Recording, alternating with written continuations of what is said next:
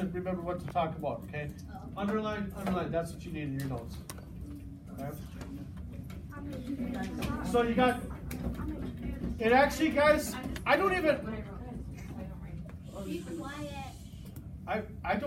I'll never say how many fought on the north, how many fought on the south. I just put the numbers up there because I want you to understand how many people are there. That's a lot. It's a lot of people. That's a lot of people killing each other with bayonets. Okay? At the end of the day, Union lines hold and they keep the higher ground. We already answered this question why high ground is so important. And that's this whole battle. It's all about getting the higher ground. Okay? Okay. Day 3. General Lee. We're going to talk about General Lee more today, about what a military genius he was. He believes that if he gives a full-on barrage, which means a full attack, you guys know the word barrage, right?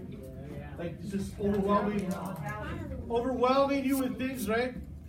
Like a barrage of bullets would be a lot of bullets, a barrage of cannon fire, whatever. I could throw a barrage of textbooks at you right now, right? Like one after another. Okay?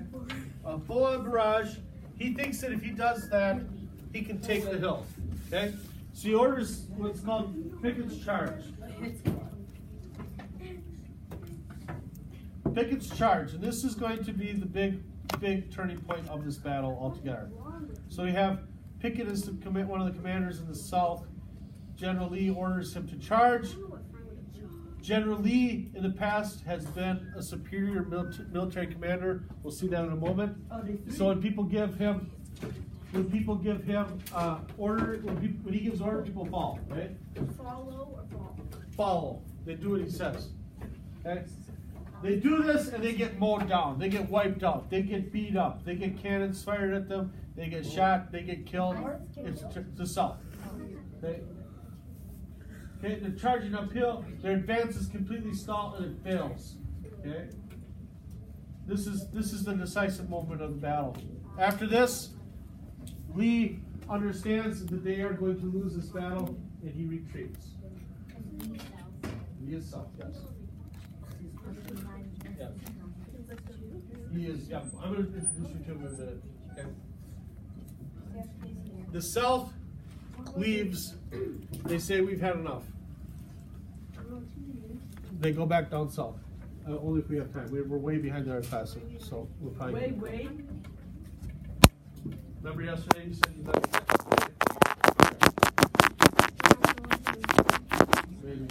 We'll see. Just stay with me. If I have to tell you to be quiet long. Okay, now.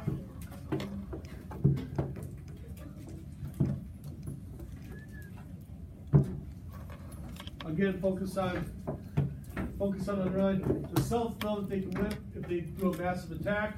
The massive attack is what we call Pickett's charge. Pickett's charge fails. They're going uphill. They get mowed down. They can lose a lot of lives. It's ugly. It's terrible for them, and it's decisive. After that, they leave. They pack up and they leave.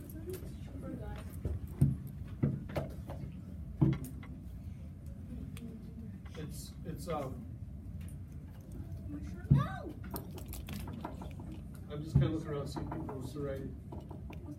I'm going to go pretty quick here.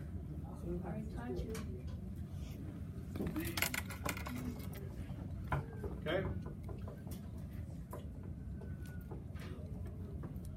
Long retreat back to Virginia.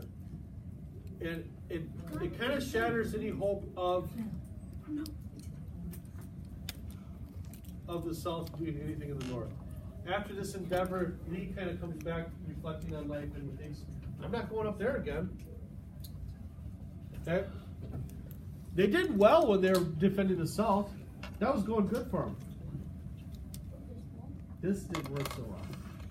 So this changes that. They realize that the idea of going into the South or to the North is not going to work. Okay.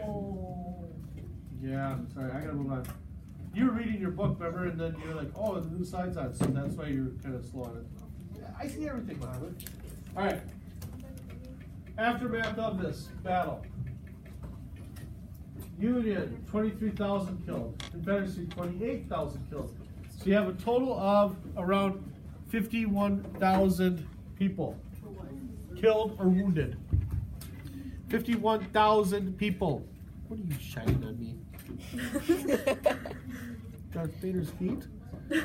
Oh, that's why the circle's there. Yeah, there's a misprint. It's 51. It's not 2,300. It's 23,000. 28,000.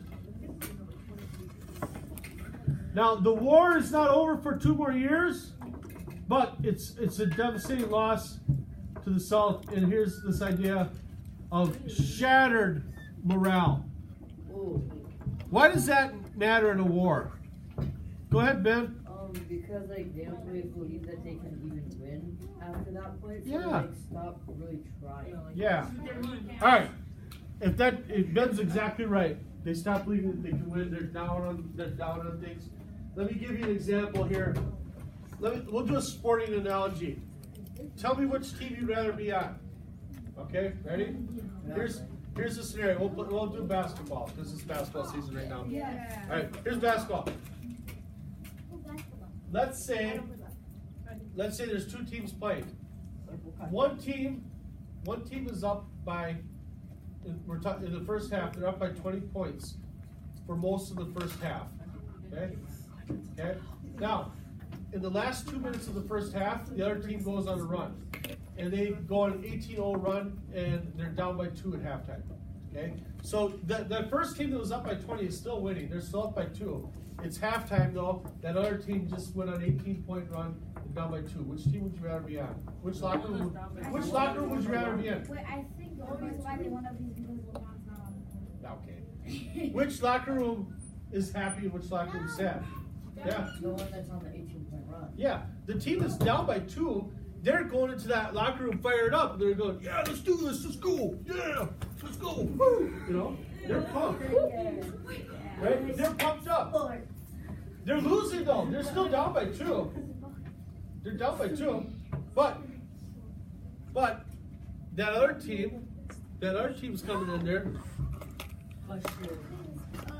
They're in the locker room going, what happened, guys? We were up by 20. We're only up by 2 now.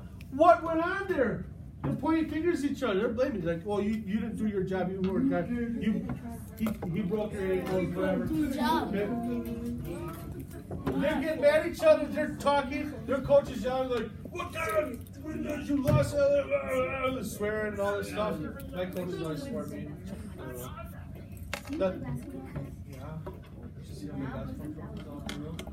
Oh yeah.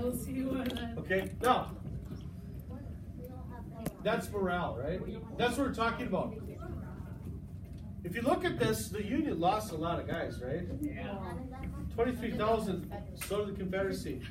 Okay? They won. They're feeling good. The Union's feeling good after this. If you look at the total score at this point, the South has won more battles, right? They've won way more battles. But this is just like starting the second half, going on a run. Things are good. You're happy. You know that team's going to come out of that locker room fired up, and they'll probably win. That's just like if you go into overtime. Any sports you're talking about. If a team comes back to tie a game, right, and you go into overtime, who usually wins that game? The team that came back, right? Especially if they blew a big lead to get there, right? If the other team blew a big lead, okay? So that's what we're seeing here. Morale is shattered. Morale is shattered. They're not feeling good. All right. Good. We got time. We're gonna keep going. We'll actually kind of end the war today with the notes, but then we're gonna go back and use this framework that we put down in your notes. We're not gonna see the tree. We're gonna just keep going. All right. I'm gonna introduce you to a person called William T. Sherman. He's going to become a very important figure in this war. Yeah, Sherman. All right, guys.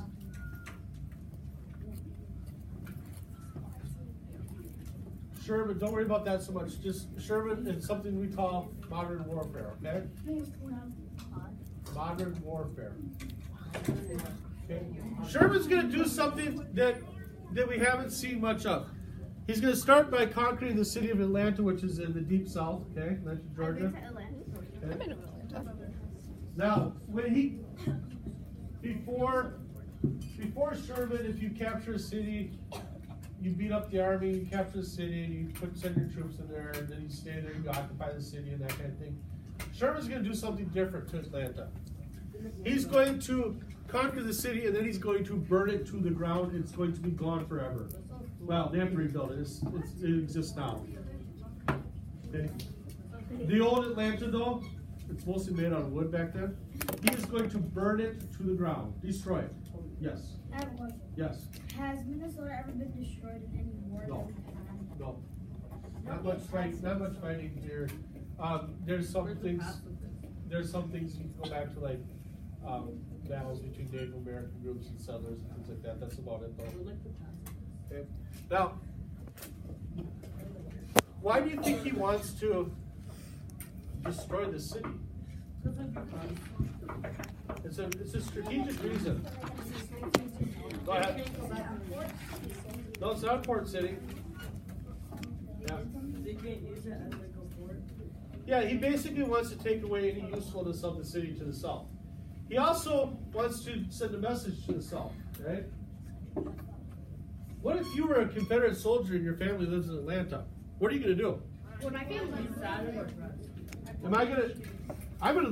There's a lot of guys that are going to desert their posts and go back and check on their people, right? So after Atlanta, he's going to do something that's called the March to the Sea. Sherman's March, or the March to the Sea. He's going to go from Atlanta to Savannah to Charleston. And along the way, he's not marching in a single file line. He's got about a 46-mile swath, right? So he's spread out. He spreads out his troops, 45 miles across the boat, okay? And they go, and they do what they did to Atlanta to everything along the way, okay? They destroy everything. They burn down farmhouses. They take what they want. He tells his troops, boys, we didn't pack much food, so go have this, whatever you find. Basically, the South is your grocery store, but you don't need to worry about paying for it, okay? So they actually, there's journals and things like this from soldiers that were on Sherman's March, and they say, this is the best eating of the war. We didn't bring any food with us, but every farm that we encountered, we took everything they had. If they had pigs, we killed their pigs and had a barbecue. We took everything along the way. Everything. What does that do to those Confederate troops that are away from their farms? They go out and run it. What do they start to hear about Sherman coming? Okay? What if they're in between Savannah and Charleston and they say Sherman's on the march? Your farm is in the way. What are you going to do? You leave and you go get your family, right? Okay?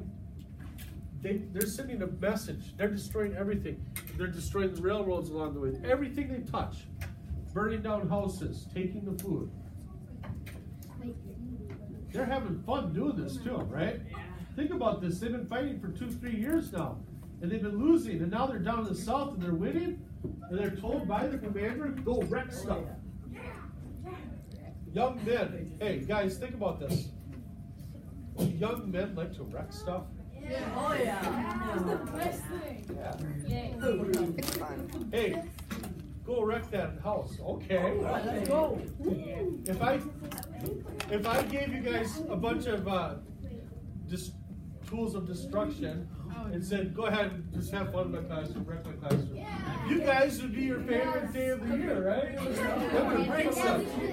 I'm gonna smash this. Let's go to the White House. I can do that. Hulk smash, right? Okay. We're not, we should do. There's a car in my So- garage.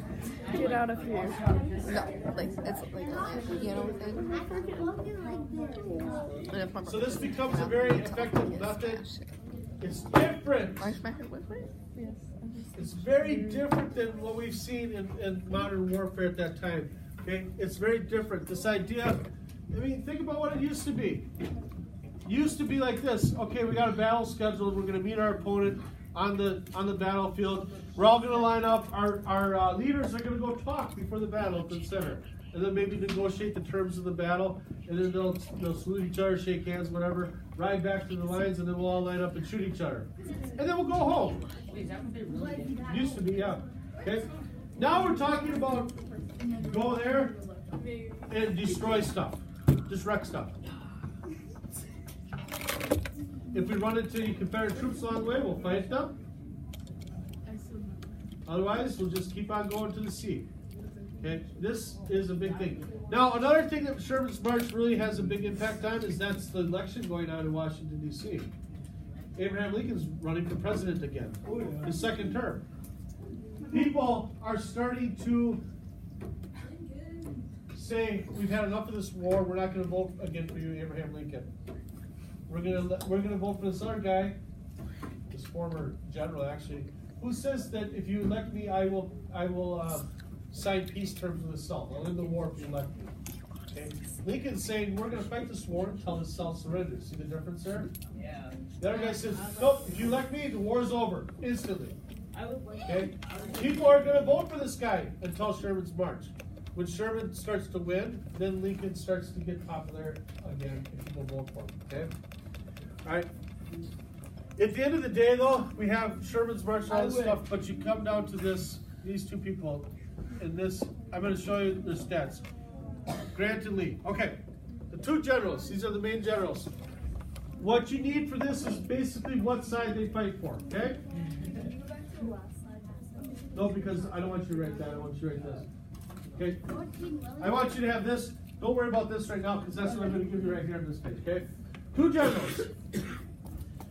The South has, Ariel, the South has the same general the entire war. He's a guy by the name of Robert E. Lee. Okay? Robert E. Lee. You've heard about this guy in the news if you've been watching the news lately. In the South right now, they have a lot of statues of Robert E. Lee, and they're taking them down, these old Confederate statues. It's in the news right now a lot. Yeah, and these people are going crazy. Yeah, and because people are saying, well, you know, having a Confederate statue up there, these people represent slavery, right? They represent these represent traitors to the United States, and to put it up in these places, it's kind of saying we support that.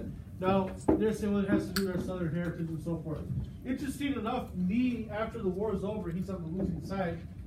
He says, don't put statues of me up there. It's going to keep people. It's going to keep those wounds open if you put statues of me up. And they still did. They still did, yeah.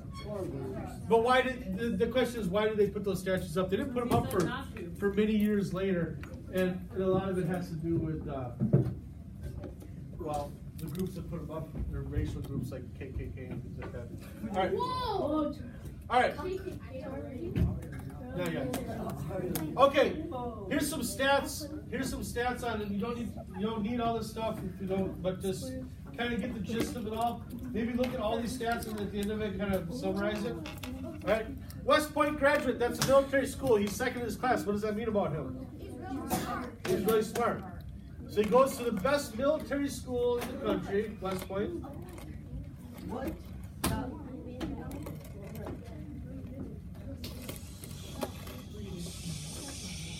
I'm talking about bike riders.